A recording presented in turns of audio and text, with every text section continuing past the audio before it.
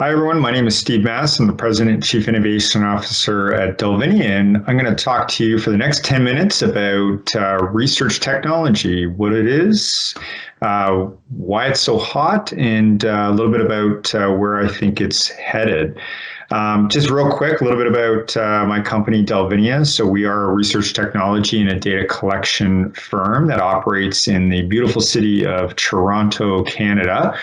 And a couple of the examples of our offerings, Chris, which is a virtual chatbot that we use to essentially scale qualitative research, and Methodify, which we've been working away at automating the entire market research process, which I will touch on Methodify a little bit later as well. So first big question, what is research tech? And I think to answer this question, we kind of have to step back a little bit and look at the consumer and how that consumer is transformed and evolved over the years. So really, we went from these days where the brand really controlled the narrative and the message, as we all know, and we kind of went from the voice of the madman was the one that we all listened to today we have the voice of the consumer, the voice of the customer, which really controls the narrative. And there's many brands out there that have fallen victim to not fully understanding or appreciating what the consumer or customer was thinking about. Pepsi a few years ago made a significant mistake in that marketplace by developing an ad that it really wasn't paying attention to some of the cultural changes and shifts that were happening in the marketplace. So really, the consumer, really with technology has really become incredibly empowered to essentially affect a brand's reputation very quickly. In fact, almost overnight. So with that being said, business decision makers within organizations, and not just within marketing or product, but across the entire organization, have been requesting more from research groups and insight groups than ever before. And it's creating this huge logjam of requests. And the insight managers are not getting any more resources, meaning people or money, to be able to facilitate all this. So I think this is one of the big reasons where we're seeing, okay, something has got to take up the slack. And that's really where research technology comes in. And it's really shifting the power dynamic where now you've got business decision makers that are really empowered with these various different platforms and tools that can access them, and they can really conduct their own research at scale for themselves. Now, the great thing is on the other side, the insights managers, two things. One, they can still control what research tools that the rest of the decision makers are using, but it also frees up their time. Instead of being focused on rudimentary tasks, they can actually focus more on strategic tasks now within an organization and providing a lot more strategic horsepower, which is really meant where they really should be anyway. Now, research tech has a bit of a sweet spot. It's not meant to solve every problem, or at least right now it is not. Research tech is great at these sort of low complexity but high volume. So you can imagine things like ad testing or market testing or even product testing or ideation. Those kinds of early stage testing is fantastic for research technology. There are lots of different platforms on the marketplace today, so this doesn't solve everything, but it does answer a lot of them. Will not replace things like custom research where there is a huge amount of complexity involved. You just need a lot of really smart people in a room to figure those things out. But you think of the volume of requests coming in, as I mentioned before, research technology really can solve a lot of these problems. Now, the research technology space, or the ecosystem as a whole, is expanding at a very rapid pace. This is actually from our friends at Lucent that tried to put together a bit of an ecosystem map and show you some of the organizations. We estimate there's probably something around 1,200 companies in this space, and it's growing every day and every week exponentially. In fact, when we started in the research technology space, there may have been somewhere in the order of sort of 10 or 12 organizations, and now that it's expanded incredibly rapidly.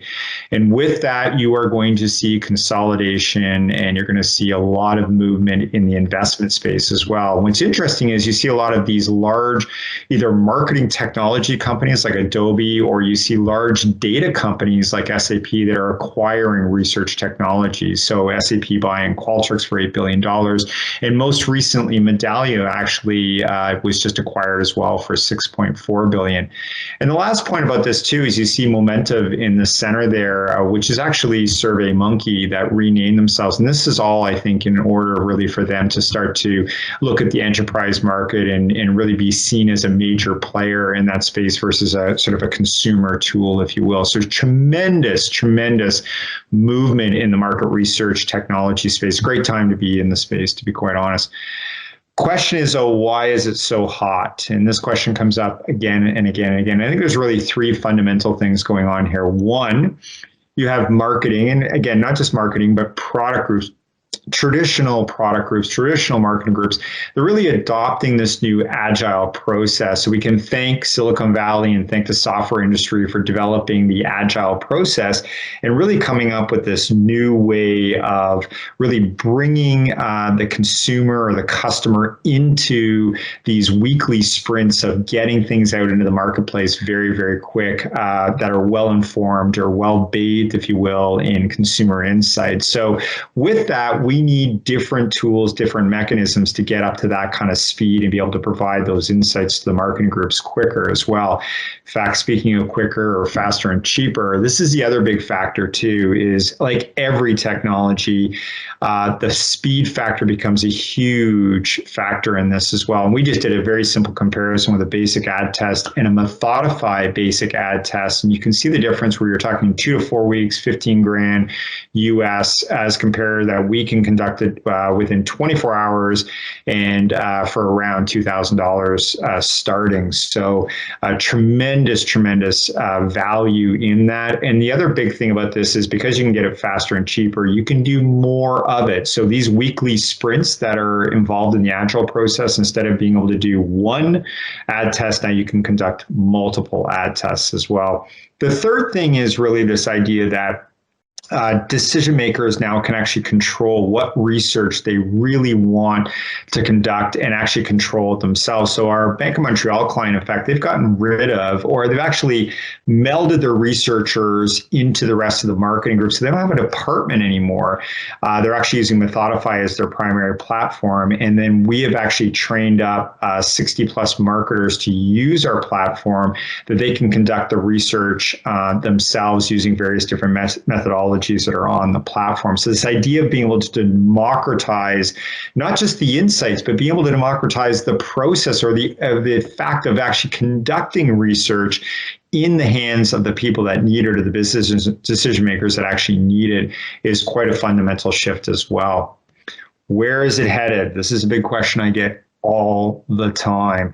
And I think there's two fundamental things happening. While there will continue to be consolidation in the marketplace, where you're going to see big players buying smaller players, and you're going to see even bigger organizations such as the Microsofts of the world start to buy a lot of research technology companies, there is a fundamental need right now for connecting the ecosystem as well. So some great examples that are in the marketplace. So WeChat, which is, I think, becoming the operating system of life, but Salesforce has really become the operating system of the customer. I would actually beyond customer relationships, where they're connecting in marketing and invoicing and all kinds of fantastic things in the marketplace. They really are becoming the operating system. They've connected that ecosystem within the business community. I would say the same thing is going to be needed for the market research community. And that's really our vision for Methodify, is becoming the connector, where we start to connect in the sample and connect in various different other research technologies in one place to become this operating system. So I think this is going to be a big fundamental shift, what's going to happen in the research technology space. The other big one as well is AI or artificial intelligence and where it's going to head. So what you're seeing on the screen right now, this is Rachel.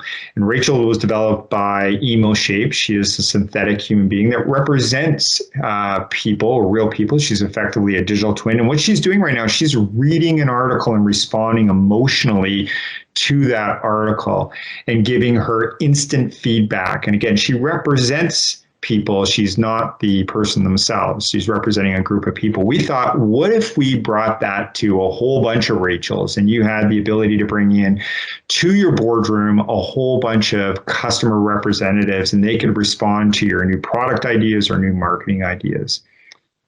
That's all the time I have. I hope that was a helpful bit of a whirlwind tour. I look forward to the conversation.